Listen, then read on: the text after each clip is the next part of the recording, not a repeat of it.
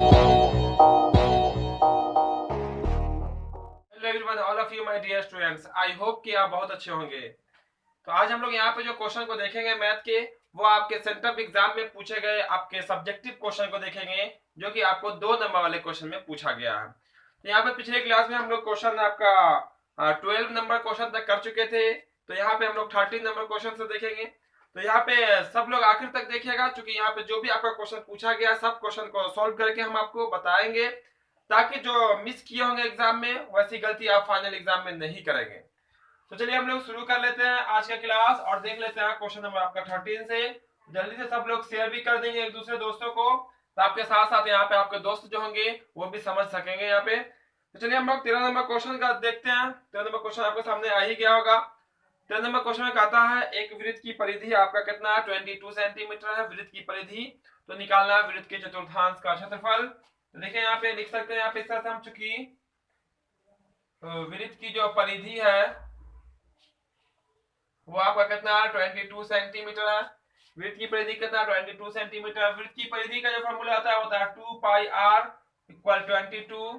तो देखिए 2 से इसको काटिएगा, अगर आप 11 टाइम्स में कट जाएगा तो पाई का वैल्यू 22/7 हो जाएगा, गुना में आर बराबर कितना होगा आपका 11। कर लीजिए उसको, उसका उस पार आर बराबर 11 गुना में 7 बटा में हो जाएगा आपका 22।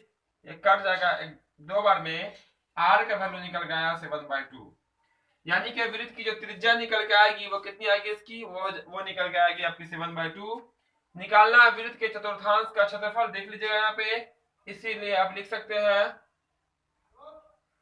चतुर्थांश यानी कि 4 हिस्सा में से एक हिस्सा का क्षेत्रफल जो होता है फॉर्मूला वो होता है 1/4 पाई आर स्क्वायर। 1/4 पाई का वैल्यू पता ही होता है 22/7, और आर का वैल्यू पता है कितना आपका 7/2 आया। तो 7/2 इंटू 7/2 कर लीजिए, 7/2 इंटू में 7/2 काट लीजिएगा। देखिए एक 7 से 7 कट जाएगा, एक 2 से कट जाएगा 11 बार में, 11/77 बटा में 4 गुना 8 सेंटीमीटर स्क्वायर। यही हो जाएगा इसका फाइनल आंसर। समझ में आ गया होगा कैसे कर दिए। तो सबसे पहले परिधि से निकाल लिया त्रिज्या। त्रिज्या निकालने के बाद वृत्त के चतुर्थांश का क्षेत्रफल यानी कि 4 हिस्सा में से एक हिस्सा का क्षेत्रफल निकालना।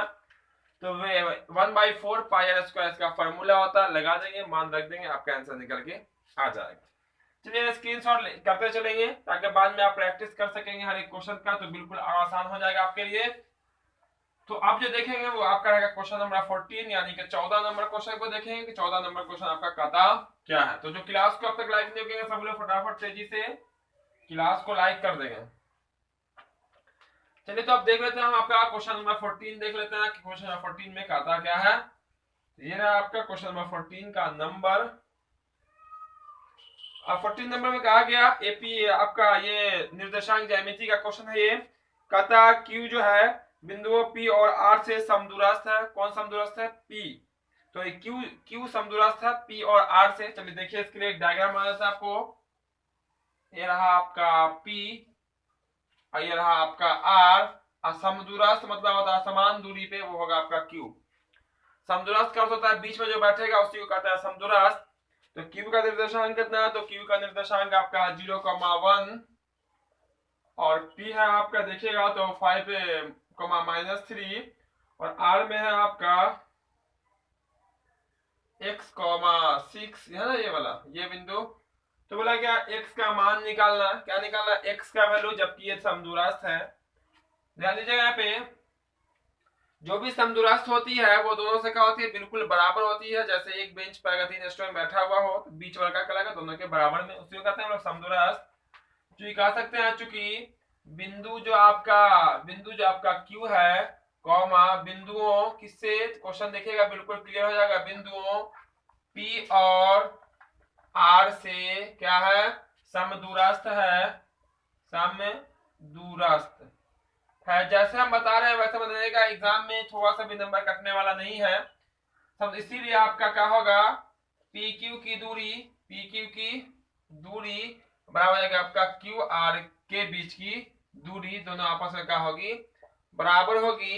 यानी कि यहां से लेकर यहां तक और यहां से लेकर यहां तक क्या होगा, आपस में बराबर होगा।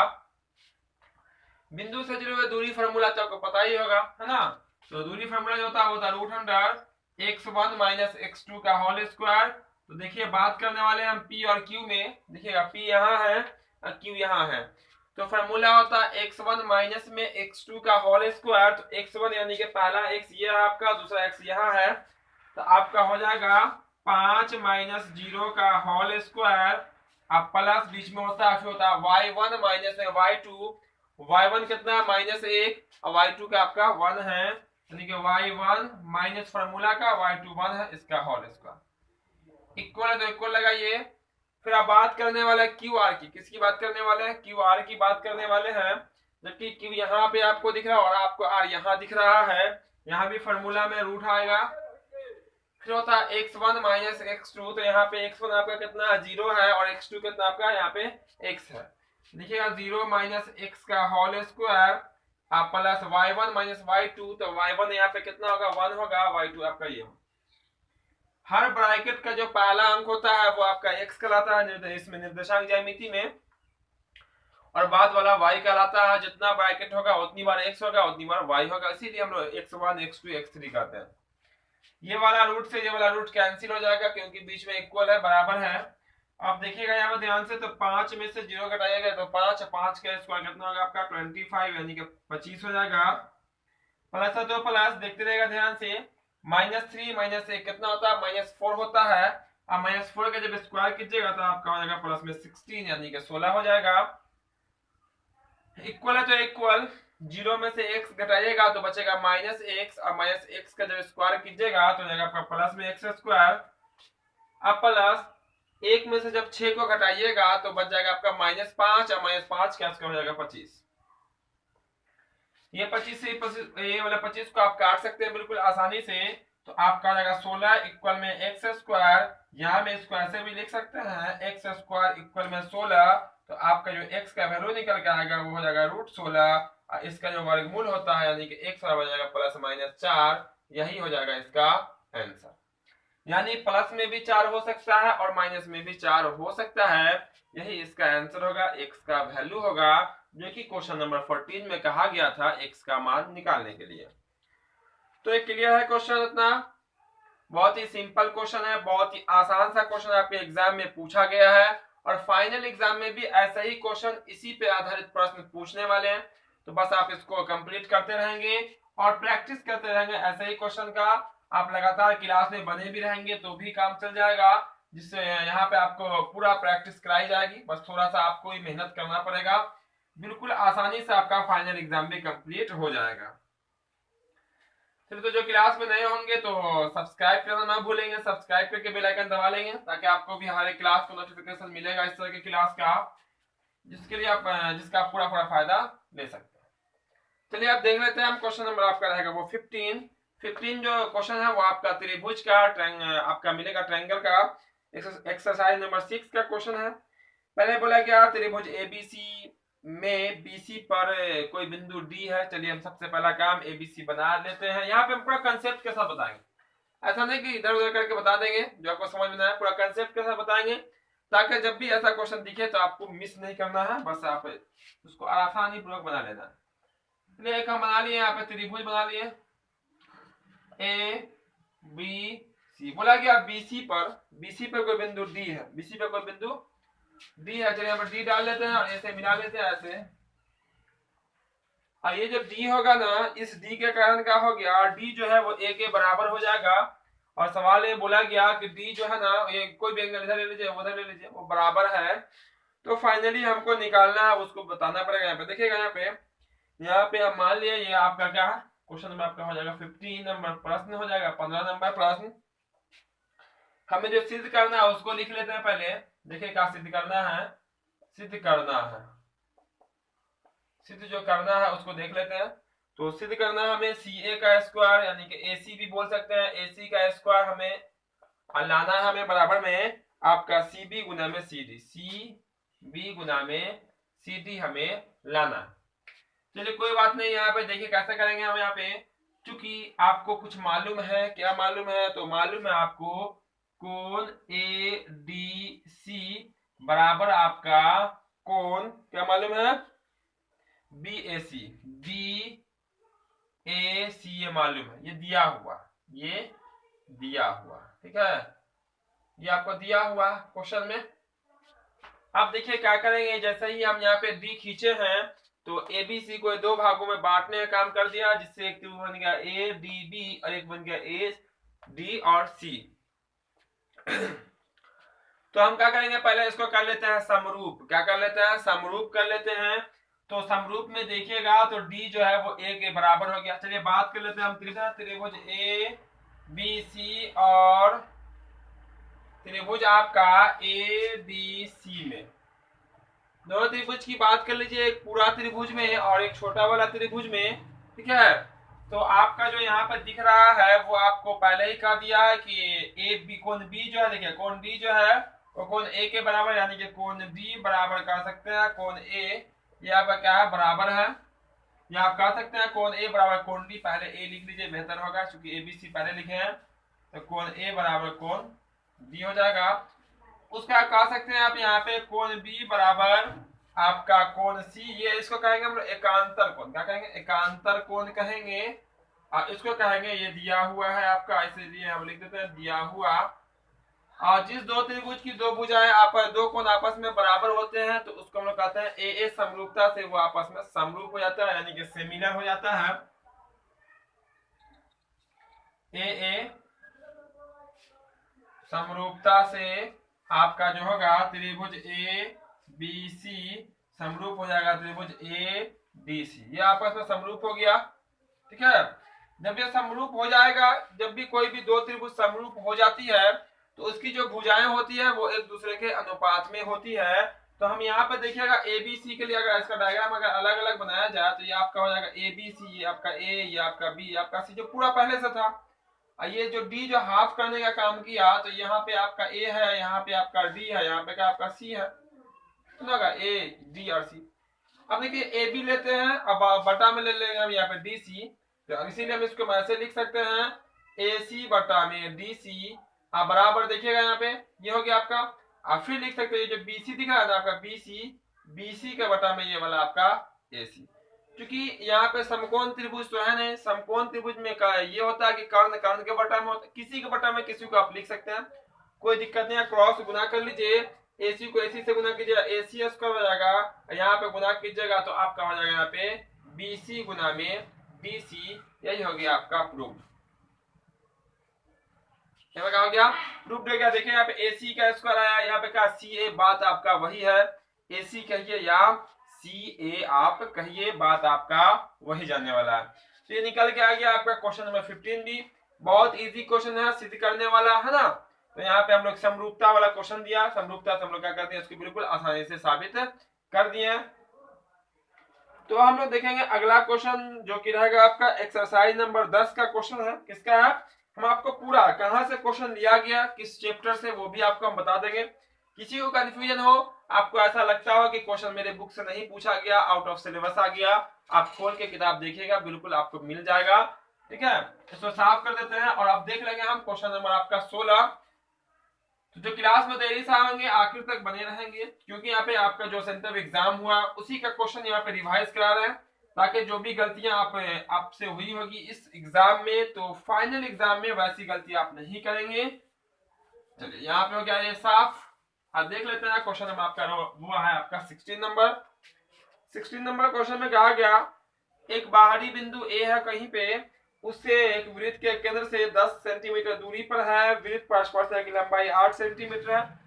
तो कही गई वृत्त की त्रिज्या क्या होगी। देखिए आपका डायग्राम जो बनाएंगे वो इस तरह से बन जाएगा। कोई एक वृत्त है, केंद्र है, इससे 10 सेंटीमीटर की दूरी पे कितना दूरी पे 10 सेंटीमीटर की दूरी पे स्पर्श रेखा हो गया, स्पर्श रेखा की लंबाई 8 है, मान लीजिए ए है, ये तो ए कहा है, ओ मान लीजिए, पी मान लीजिए, तो इसका डायग्राम बनने वाला।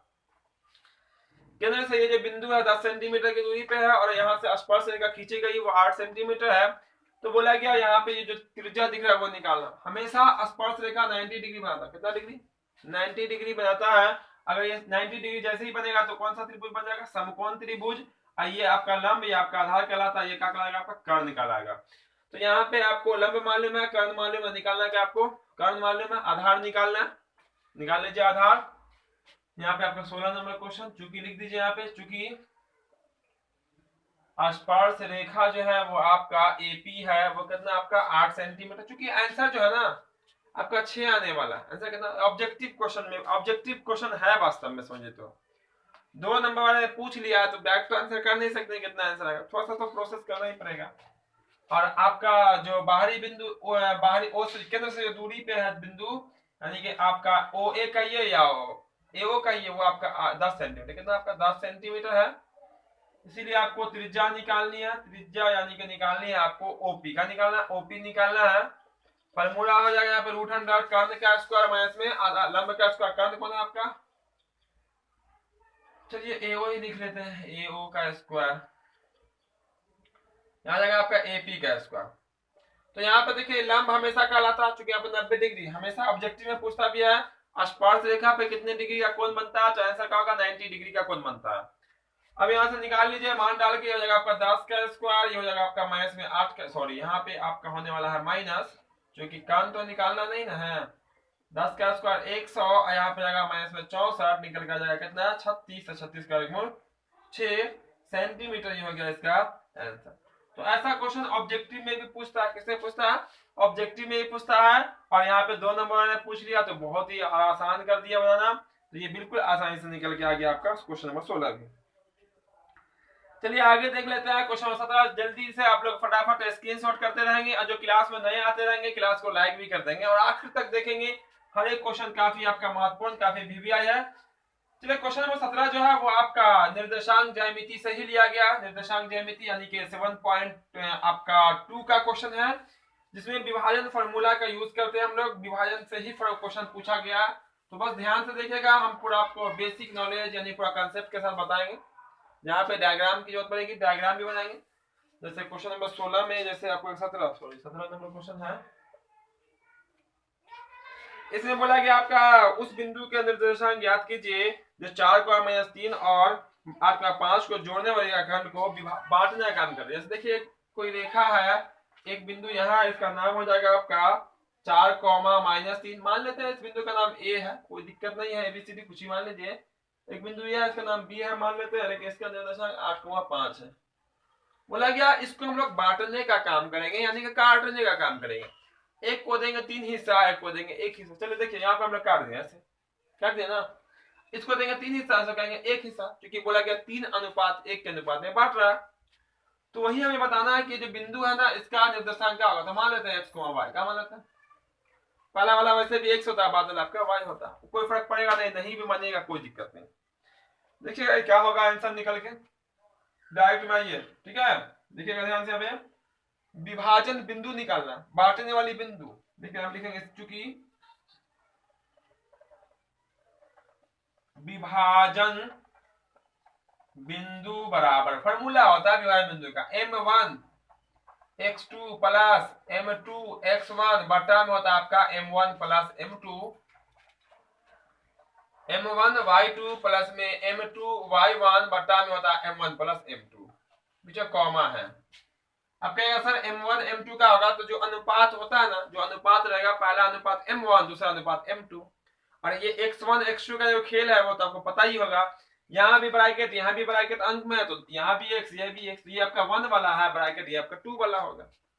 बस मान डाल दीजिए, कैलकुलेशन कर लीजिए, आपका आंसर कंप्लीट। m1 कितना 3, x2 कहाँ मिलेगा, दूसरा ब्रैकेट का पहला अंक, ये आपका 8, इसका कोई काम नहीं x, y का, ठीक है, ऐसा ही लिख दिए थे x, y, जब x, y ज्यादा कीजिए तब लिख सकते हैं x, y। तो x2 आपका 8 हो जाएगा, प्लस m2 आपका 1 है, और x1 यहाँ मिल जाएगा, कितना आपका 4 है, बट्टा कितना होगा आपका, हो जाएगा 3 + 1, m1 प्लस m2 यानी कि m1 3 m2 आपका 1, कॉमा तो कॉमा लगा दीजिए। फिर आपका क्या m1 y2 है, तो m1 कितना आपका 3 है, इंटू y2 कितना आपका, तो y2 यहाँ मिलेगा 5 है, प्लस m2 1 है, y1 आपका कितना देखिएगा -3 है, -3 बट्टा में 3 + 1 ब्रैकेट के अंदर।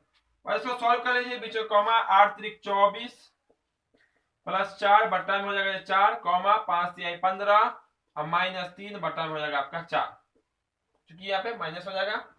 24 4 कितना 28, 28 में 4 से भाग कर दे, 4 7 28 7 हो जाएगा, और यहाँ हो जाएगा घट के 12, 12 में 4 से कीजिए तो 4 × 12, यही आपका आंसर हो गया 7,3, है ना, बिल्कुल आसान क्वेश्चन। हर एक क्वेश्चन बहुत ही इजी क्वेश्चन पूछा, हर चैप्टर से पूछा है।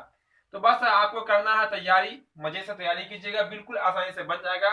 30 क्वेश्चन आपसे पूछे जाएंगे और केवल 15 क्वेश्चन का ही आंसर देना है।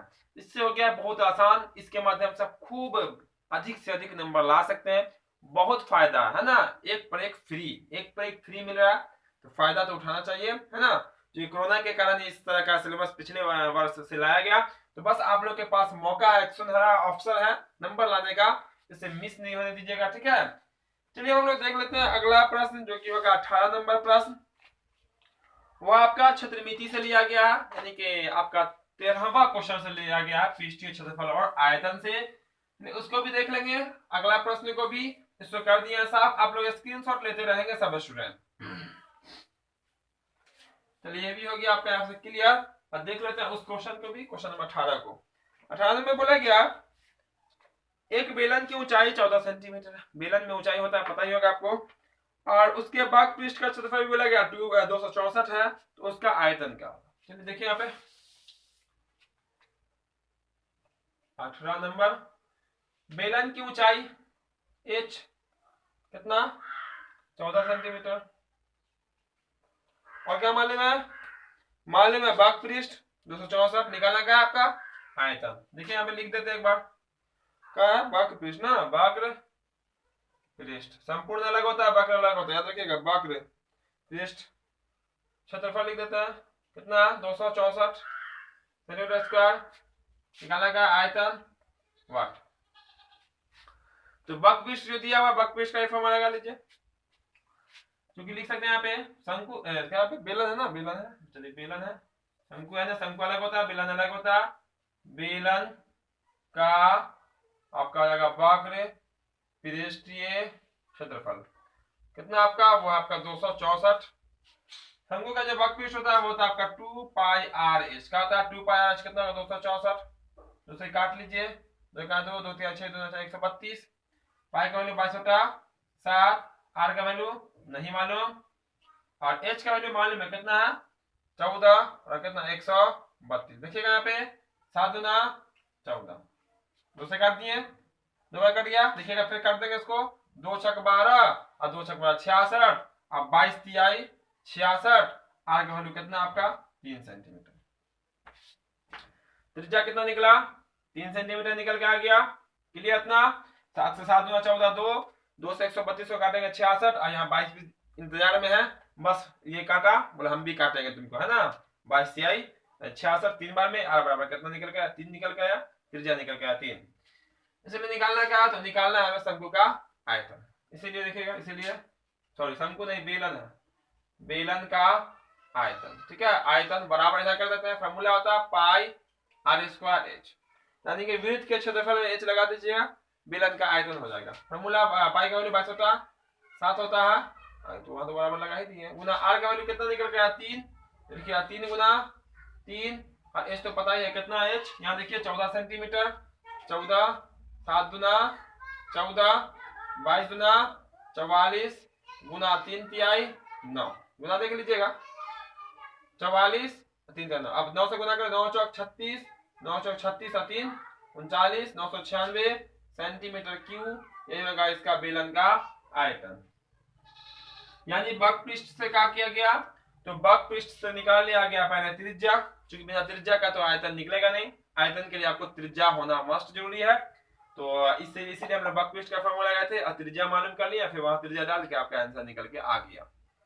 तो ऐसे ही बहुत इजी क्वेश्चन एग्जाम में पूछा जाता है, बस आपको थोड़ा सा मेहनत करने की जरूरत है, बिल्कुल आसान हो जाएगा आपका एग्जाम, बिल्कुल आसानी से आपका बन भी जाएगा।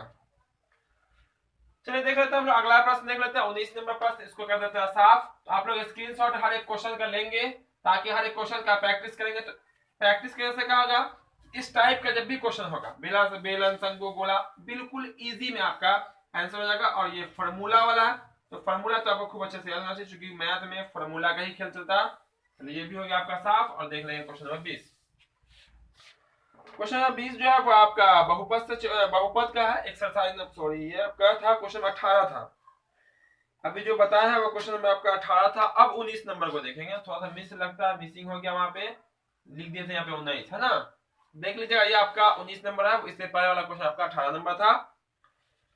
तो यहाँ पे आपका हो जाएगा द्विघात बहुपद, दूसरा चैप्टर से आपका क्वेश्चन बोला गया अल्फा बीटा शून्यक है, तो निकालना क्या, देखिएगा आपका 2x² है बहुपद में, प्लस में आपका 7x है, तो निकालना क्या, देखिए alpha plus beta plus alpha into beta हमें निकालना है, बराबर व्हाट, ये बोला गया निकालने का। क्या करेंगे यहाँ पे, देखिए दो तरीका, एक लॉन्ग तरीका, आप शून्यक निकालिए, क्या निकालिए, शून्यक अल्फा बीटा का मान, यानी कि शून्यक को अल्फा बीटा कहते हैं, फिर अल्फा की जगह पे जो आएगा निकल के वो डालिए, अब बीटा की जगह पे जो आएगा निकल के उसको डालिए, फिर जो है जोड़िए, गुना गुना कीजिए, जैसे बोला गया वैसे कीजिए, फिर आपका फाइनल आंसर निकल के आएगा।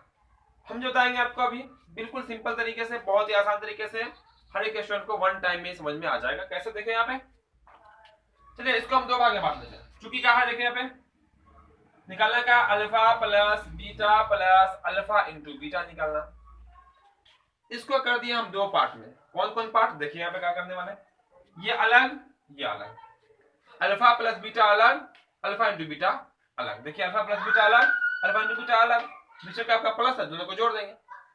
अल्फा प्लस बीटा का फॉर्मूला होता है माइनस बी बटा ए, क्या होता है, माइनस बी बटा ए, माइनस फॉर्मूला का, बी का वैल्यू होता है एक्स की वैल्यू होता है कितना आपका 7, और ए का वैल्यू कितना आपका 2, माइनस 7 बटा 2 निकल के आएगा अल्फा प्लस बीटा का वैल्यू। अल्फा प्लस बीटा का वैल्यू कितना आएगा, माइनस 7 बटा कितना आएगा आपका 2 आ जाएगा, प्लस है तो प्लस, अल्फा इंटू बीटा का होता है आपका, वो होता है आपका सी बटा है, सी का वैल्यू कौन 5, ए का वैल्यू कितना आपका 2 आ गया, भिन्न का जोड़ घटाओ बना लीजिए, आंसर निकल के आ गया। दो कैल्शियम 2 माइनस 7 प्लस 5 हो जाएगा आपका माइनस 2 बटा 2 कट के 1 हो जाएगा, यानी कि आंसर निकल के आ जाएगा -1, कितना आएगा -1, यही हो जाएगा इसका आंसर। वेरी सिंपल क्वेश्चन, बहुत ही आसान सा क्वेश्चन, और भी हम आसान कर दिए आपको इस टाइप से आपको बता के, बहुत ही सिंपल तरीके से निकल गया, और पूरा मार्क्स मिलेगा। बनाइएगा 2 नंबर का है, कितना कटेगा भाई, एक थोड़ा सा भी नहीं, रत्ती भर भी नहीं कटेगा, आपका पूरा 2 में 2 नंबर मिल जाएगा, कंडीशन आपको बनाना पड़ेगा। तो ये आपका 19 नंबर क्वेश्चन भी कंप्लीट हो गया। तो अब देख लेते हैं हम लोग क्वेश्चन नंबर 20 को। क्वेश्चन नंबर 20 आपका कहता क्या है, चलिए इसको भी कर देते हैं साफ और देख लेंगे क्वेश्चन नंबर 20 को। चलिए ये हो गया आपका यहाँ से क्लीन, और देख लेते हैं हम बहुत जल्द क्वेश्चन नंबर 20 को। जो क्लास में देरी से आए होंगे, जो क्लास को अब तक लाइक नहीं किए होंगे, क्लास को जल्दी से सब लोग लाइक कर देंगे और आखिर तक बने रहेंगे, और जो चैनल पर नए होंगे वो तो सब्सक्राइब करके बेल आइकन जरूर से दबा लेंगे, ताकि आपको भी इस तरह की क्लास का नोटिफिकेशन मिले और आप भी खूब अच्छे से तैयारी कर सकते हैं। तो रही बारी अब क्वेश्चन नंबर 20 की।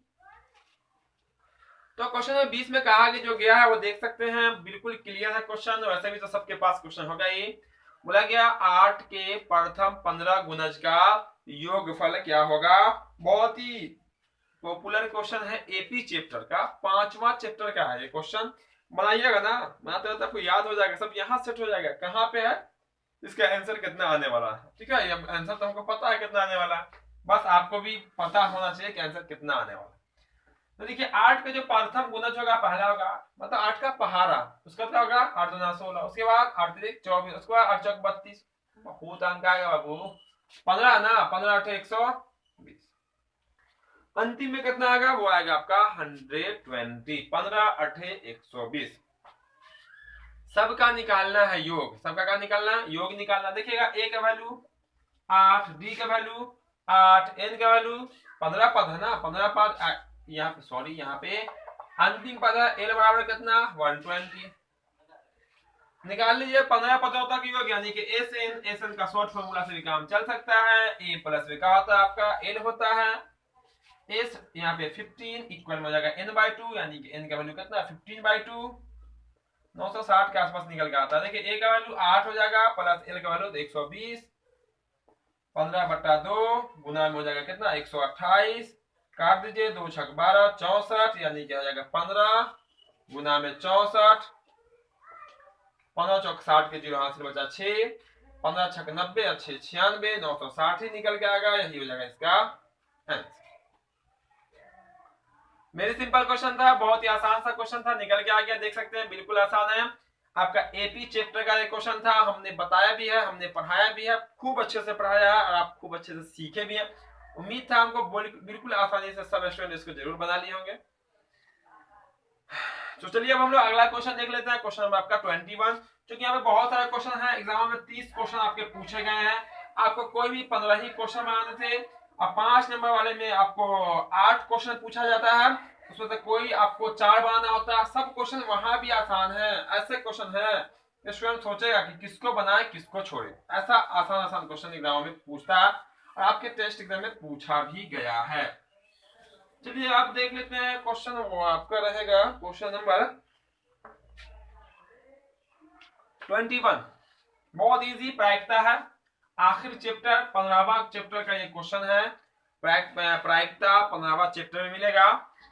तो ये आपका है, बोला गया एक बक्से में 3 नीली गेंद है, 2 सफेद है और 4 लाल है। इसको मैं से लिख लेंगे, देखिएगा यहाँ पे नीली गेंद कितना, नीली गेंद आपका हो जाएगा 3, सफेद गेंद कितना, सफेद गेंद कितना हो जाएगा 2 और लाल गेंद कितना, लाल गेंद कितना होगा वो आपका 4।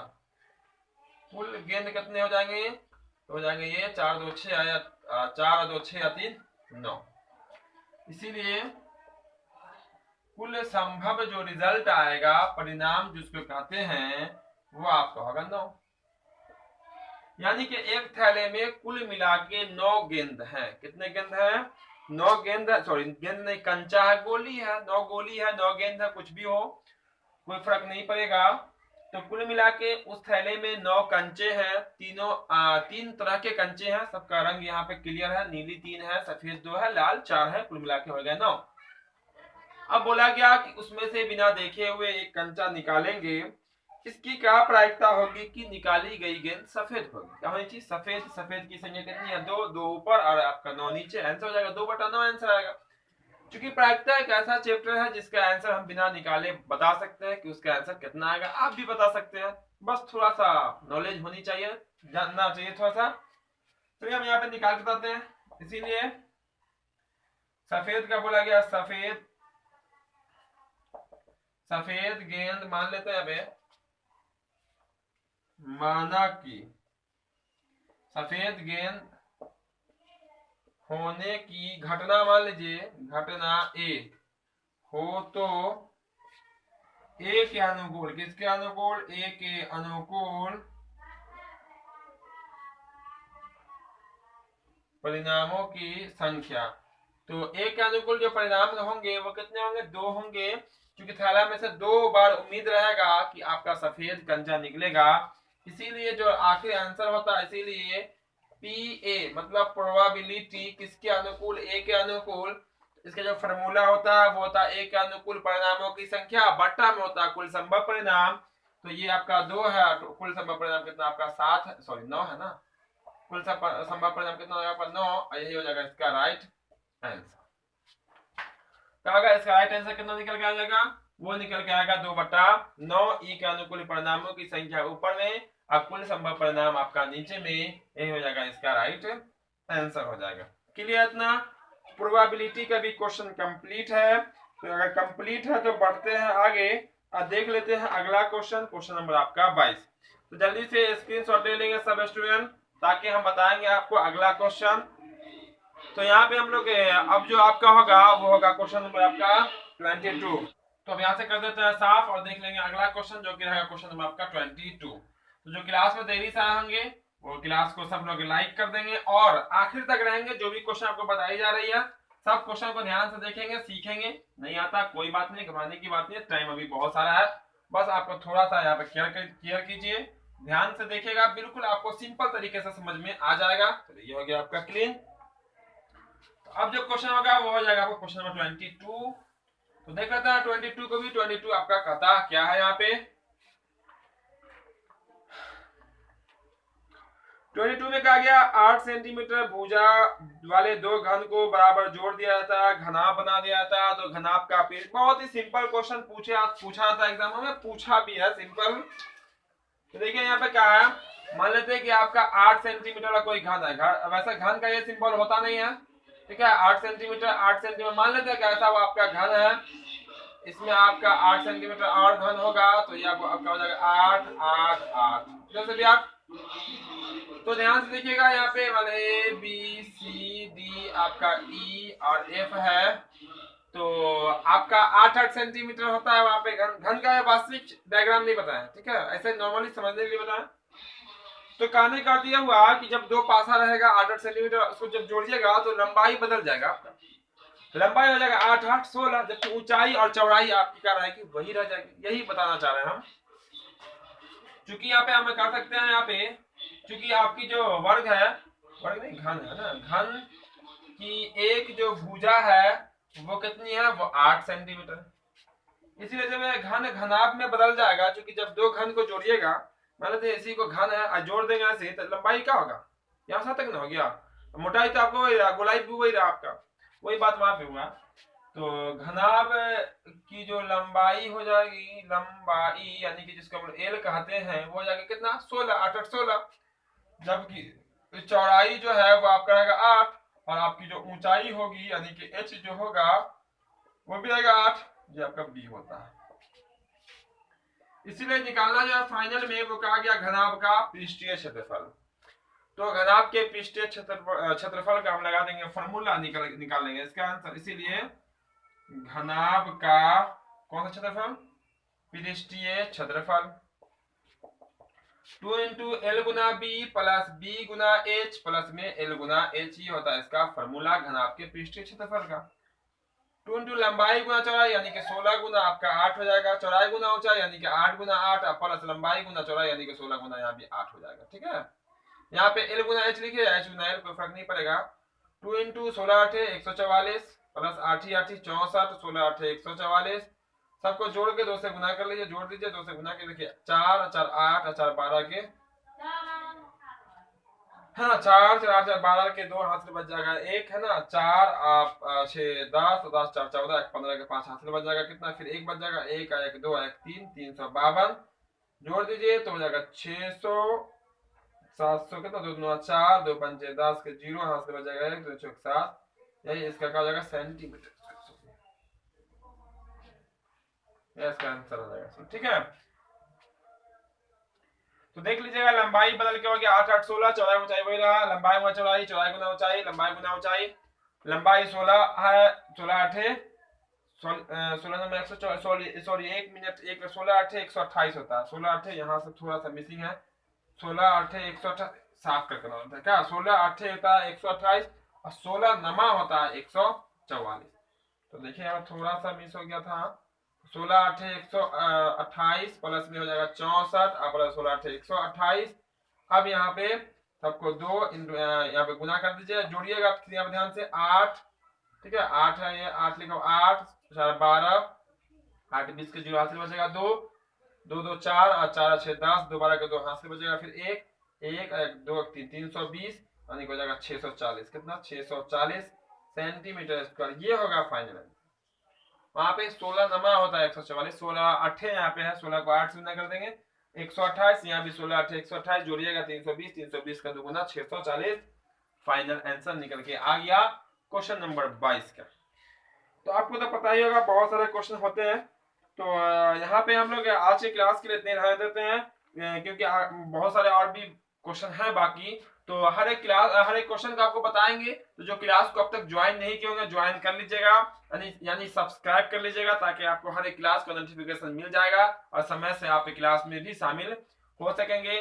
और उम्मीद करते हैं आज का क्वेश्चन भी आपको सब क्वेश्चन बिल्कुल आसानी से समझ में आ गया होगा, ऐसा समझ में आया होगा जो हमेशा याद रहे। तो जो क्लास को अब तक लाइक नहीं किए होंगे क्लास को लाइक कर दीजिएगा, जो चैनल पे नए होंगे तो सब्सक्राइब कर ही लेंगे। तो फिर मिलते हैं हम बहुत जल्द अगले क्लास में। जय हिंद, जय भारत।